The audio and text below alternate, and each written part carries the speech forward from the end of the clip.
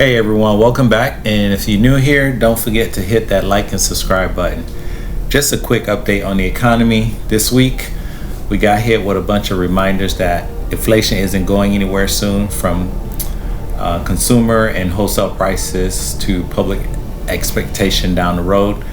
The data showed that pressures are building up faster than expected, sparking worries that inflation might stick around longer than policy had thought.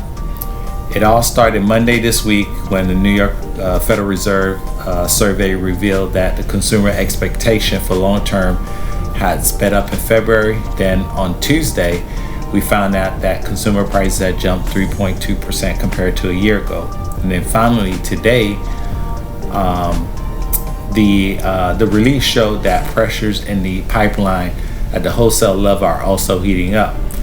So all this report will give the Fed a lot to chew on, and when it meets next Tuesday for a 2-day policy meeting, they'll be deciding on interest rate and giving us an update outlook on where things are heading in the long term.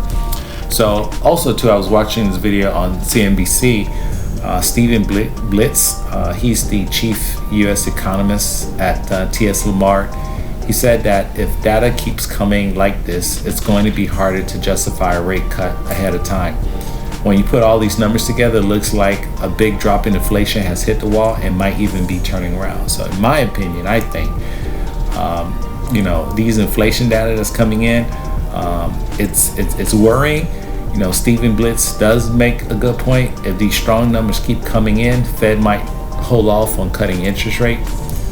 So it seems like the initial hope for a quick drop in inflation might be fading or even reversing. We could also be looking at periods where rates stay steady or even go up to keep inflation in check.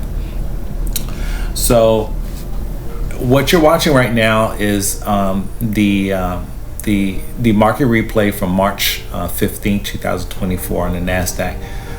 I profited 1,150 from 3 trades. First trade was at 9:25 a.m. and I ended my last trade at 1:11 p.m. So as you probably already know, when I miss a day of live trading, I usually that evening or on the weekend, I download the market replay data for that day and trade as if it was live.